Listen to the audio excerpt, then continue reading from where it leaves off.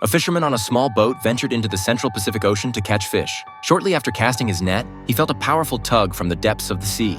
As he struggled, the fisherman lost his balance due to the excessive force and accidentally fell into the water. Instead of immediately returning to his boat, he chose to risk his life and swim towards the direction where his net had disappeared, determined to retrieve the tool he relied on for his livelihood. Little did he know that beneath the tranquil surface lurked a danger that surpassed human understanding. Upon seeing that his net was merely entangled in some rocks, he quickly pulled out his knife to cut it free.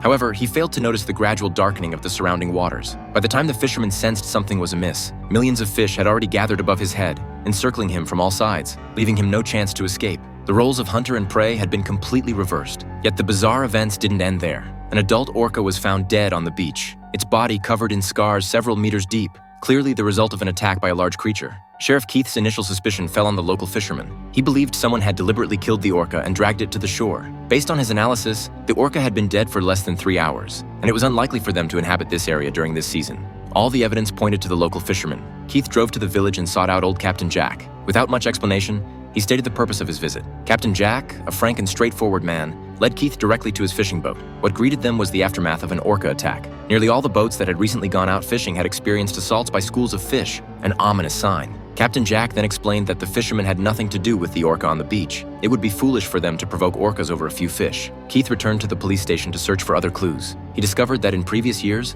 large numbers of humpback whales would migrate to the nearby waters around this time.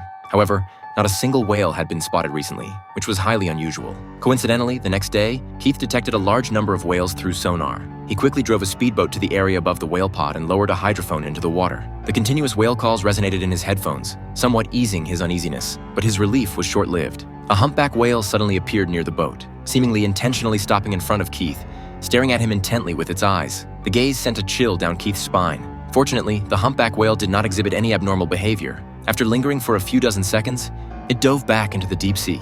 However, as Keith was about to continue observing the whale's movements, he unexpectedly noticed a pod of orcas swiftly swimming towards a distant sightseeing boat. Recalling the previous day's orca attack, Keith was immediately filled with a sense of foreboding. He hurriedly packed his equipment and steered the speedboat in the direction of the sightseeing boat. The tourists were still unaware of the impending danger. Keith, realizing the gravity of the situation, was about to warn the students to stay away from the whales. But as the whales surfaced, they split the small boat in half,